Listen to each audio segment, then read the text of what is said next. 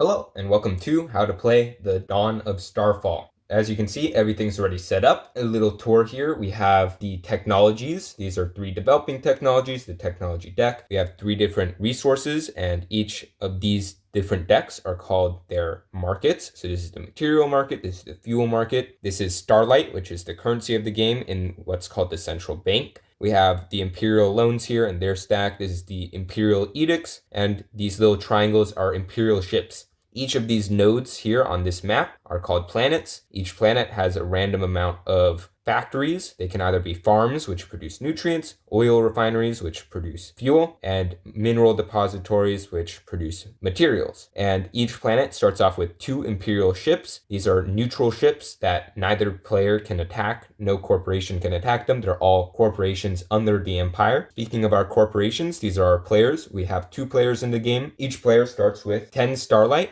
And the first player starts with 1 additional Starlight, and each player will pick 1 planet to start with by placing 5 of their starships onto that respective planet. So this planet here has 5 green starships, so they are owned by the green player, and this planet over here has 5 white starships. You'll also notice that each corporation starts off with the thrusters technology. This is a private technology, and they don't really do anything, but they act as a ship upgrade. We'll get into what that means later on. And as you can see here, there's an influence track. These are your victory points, and once you get 6 or more, the game ends, and whoever has the most influence wins the game. Now, this game is split into several different acts. Each act being made up of essentially getting your goals, doing your actions, and cleanup. So let's get our goals. To start with, each corporation chooses 1 corporate statement to try and achieve. So our green player here is going to try and achieve the mission statement of progress, which is having the most private technology. And our white player here is going to try and get the profit mission statement. Then we're going to reveal 2 Imperial edicts, 1 per player. And here they are: war stockpiles and reward loyalty. At the end of each act, you get 1 influence per Imperial edict you achieve, and you get 2 influence for each corporate statement you achieve. For context, you do not remove your mission statement at the start of a new act. So once you get a new act, you'll keep this mission statement up and you'll get a new one to achieve. But you start off with just 1 mission statement. There's one more step before we do the rounds in an act, and that is we shuffle up our action cards here and we put them in a random order left to right. Now we go on to the next part of the act, which is the rounds. You're going to do 3 rounds in this step, and essentially what you do in a round is each player is going to take 1 turn, starting with the player who is richest or has the most Starlight, and from them going clockwise. And then once 3 rounds have ended, you will move on to the rest of the act. But this is the main part, essentially. So let's start with the first round. This is our richest player, so they'll go first. And essentially the way you take your turn in this game is you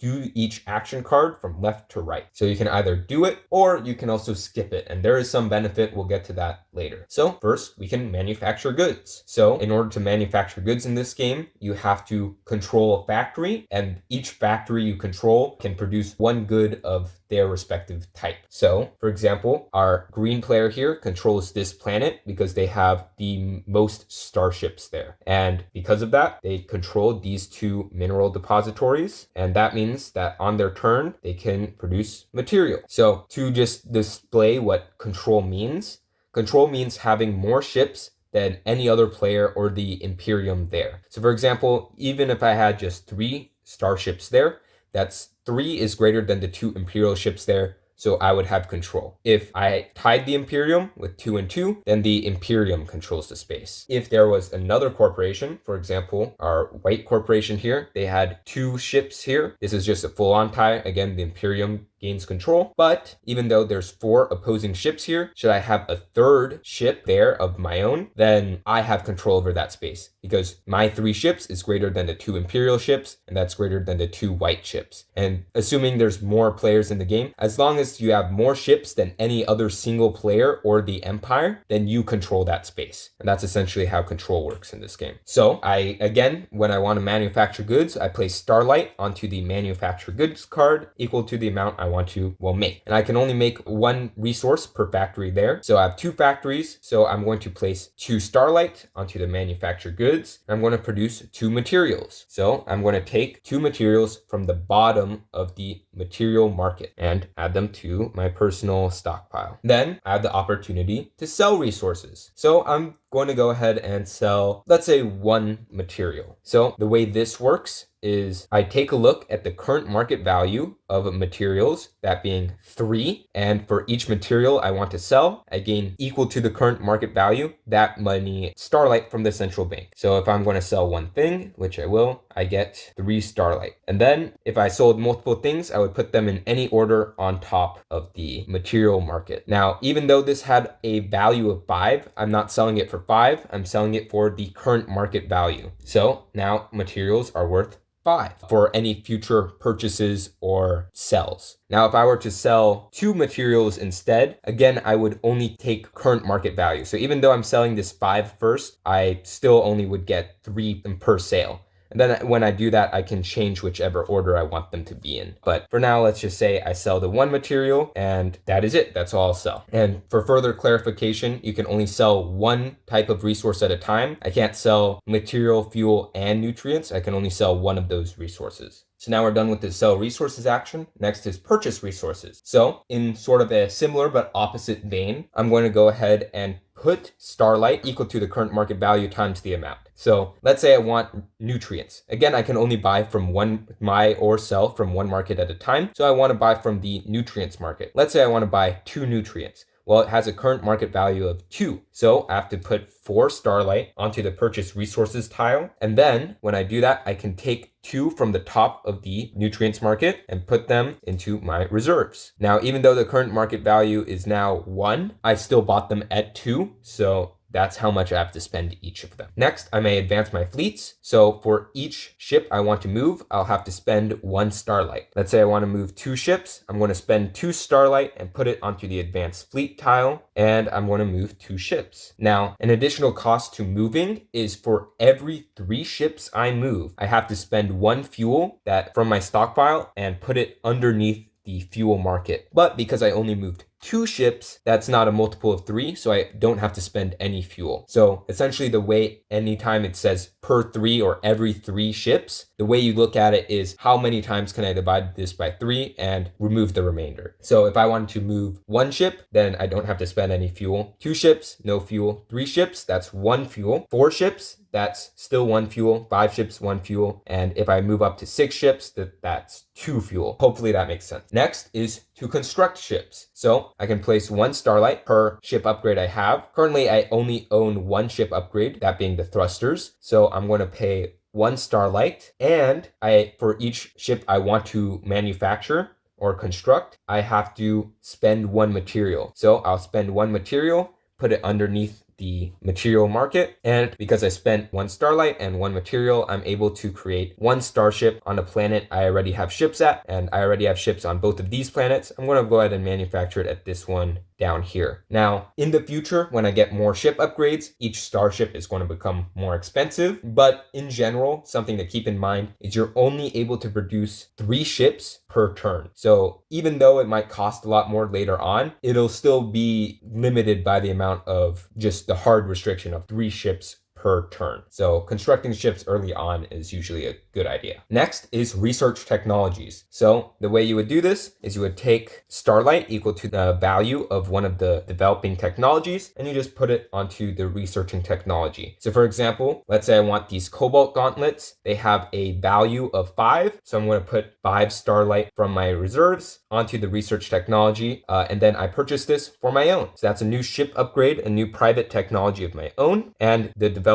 technologies replaces with a new one. And you can only buy 1 technology per turn from the developing technologies. The next action I have here is battle foes. You cannot battle the Imperium. You're all corporations under the Empire. So the only enemy you're able to attack are other corporations. Currently, I don't have any ships on the same planet as an enemy ship, so I can't battle any of my enemies because I don't have any enemies on places where I'm at. So I just skip that action, and that's the end of my turn. Now, at the end of any given player's turn, per every 3 ships they have to spend 1 nutrients. I have 3 ships on this planet, I have 3 ships on this planet. So again, that's 6, and for every 3, that means I have to spend 2 nutrients. If I do not have enough nutrients, then I must remove ships from the board until I have enough nutrients to feed them all. So for example, if I only had 1 nutrients, I'd have to remove one of my ships from the board. That way I can feed all 5 of them with the 1 nutrients. But I planned for this. I have 2 nutrients here. So again, I'll spend these 2 and put them underneath the nutrients market. That way I have my 6 ships still alive and kicking. Now it is white player's turn. And what they can do is pretty similar. They'll go through the same actions in the same order. So for example, manufacture goods. They control 2 farms and 1 mineral. So they're going to go ahead and spend 3 Starlight to produce 2 nutrients and 1 material. Next, sell resources. It's looking pretty good in the material market. So they're going to go ahead and sell their 1 material for 5 value, which is the current value of the material market. So they get 5 from the central bank. And then they have the option when purchasing resources to, instead of purchasing something like we discussed before, where you take a look at the current market value and then you put a certain amount on there or do whatever. Instead of doing that, you may purchase a loan, an Imperial loan from over here. So again, when you purchase resources, you have the 2 options. You either take the loan or you do the buying we talked about earlier. So we're going to go ahead and have our white player take an Imperial loan. This loan here has a value of 30 and a repay value of 50. We'll get to the repay value later. Just know that the higher it is, the more devastating it is. So a loan has value 30. Now, how does that work out? Well, when you take out a loan, you gain from the markets and such equal to the loan's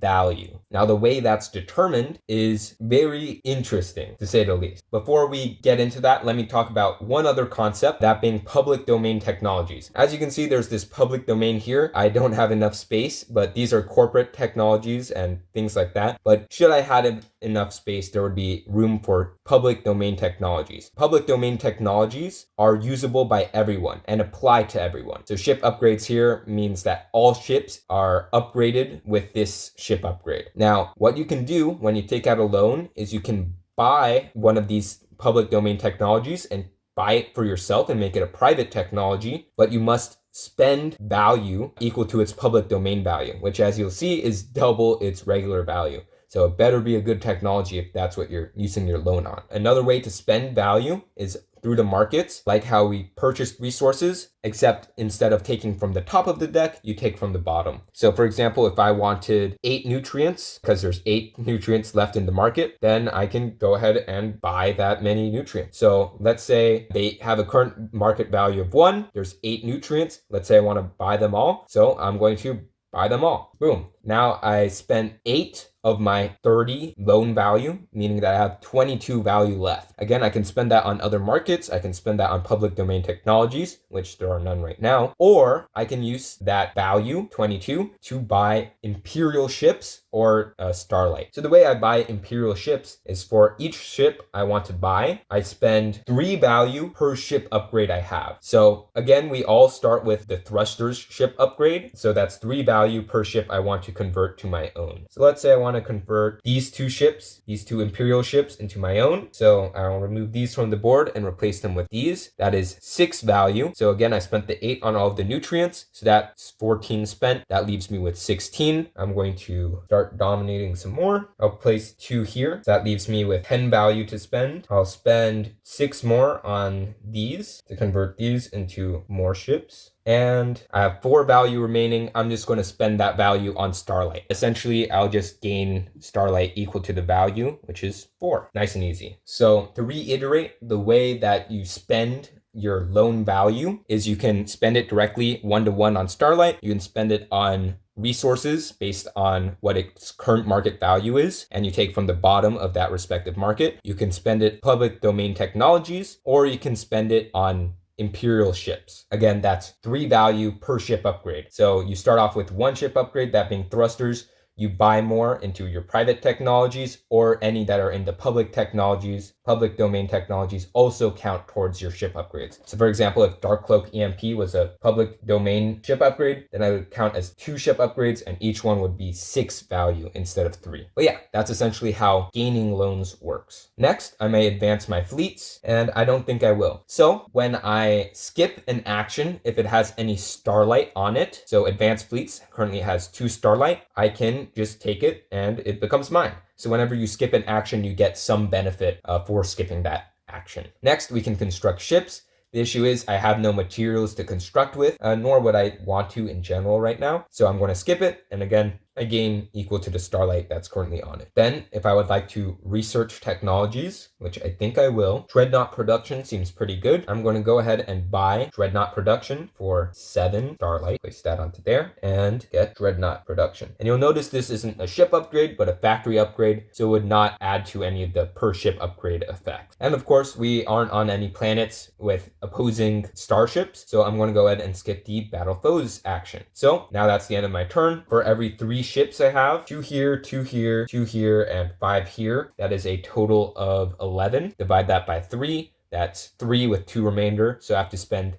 3 nutrients. I will go ahead and spend 3 nutrients in any order and put them underneath the nutrients market. Of course, the nutrients market is empty, so I put it in any order I would like. So nutrients are now value 3. So now with that, we start the next round. And again, we start with the richest player, and the richest player is currently white. So they're going to take another turn, and they essentially go through each of the steps and they just commit to their turn and do whatever they need to do. So hopefully at this point you understand roughly how the game works, at least the different rounds and things like that. We're going to go ahead and skip ahead a bit to once all 3 rounds have ended and we move on to the rest of the act. We're just going to pretend that that was the end of the 3rd round and we move into the rest of the act. So how does that work? Well, first and foremost, any Starlight left on action cards goes into the central bank, and then each player, each corporation gets 5 Starlight for free. So 5 Starlight to you and 5 Starlight to you, and the rest goes into central bank. Next, any currently revealed technologies in development go into the public domain. Again, there would be room for the public domain, but it's really hard to fit everything on camera.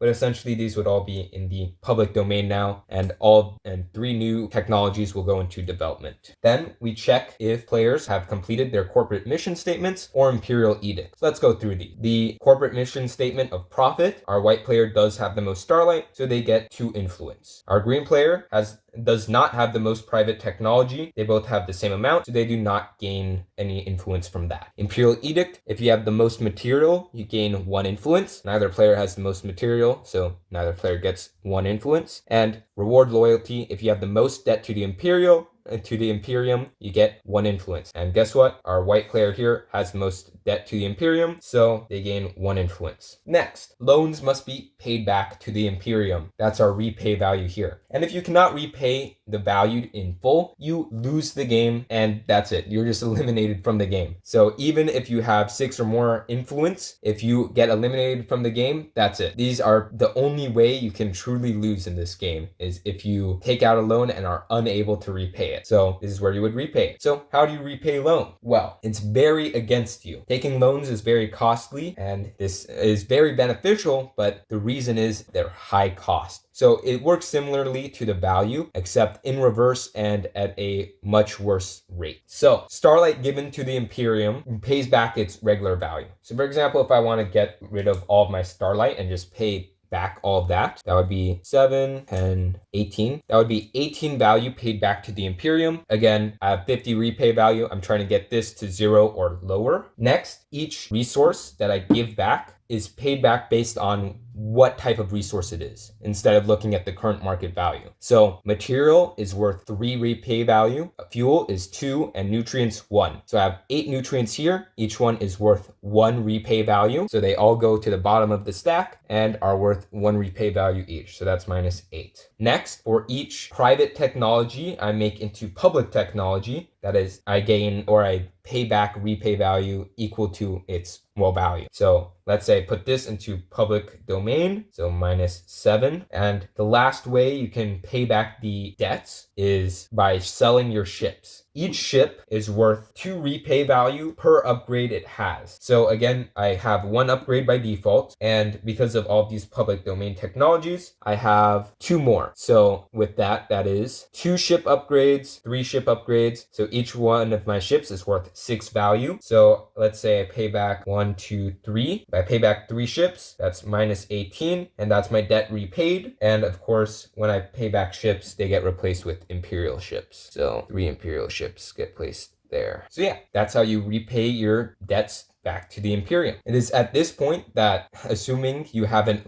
immediately lost the game for not paying back your loans, if you have 6 or more influence, you would win the game. And if no one has won the game, then you just start the next act. And that's how you play the Dawn of StarFall, or at least the prototype. You can download from the description the prototype of this game and help me try it out, play test it. And any help would be really grateful for, and any feedback you have would be hugely helpful. I'm really happy with where it is, and I've played it against myself 1v1, and it was actually a really exciting game where one person or both players had a ton of debt to the Imperium on the last act, but one of them, of course, had to pay back more than they had and lost the game because they didn't have enough to pay back. But then the other player also had a ton of debt, but they paid everything off with 0 value. They have 0 net worth. They had nothing remaining, but because they managed to pay it all off, they won. So that managed to go out really well. So this game, I think, really has a lot of potential as well. I say that about a lot of my games because I think it's always true.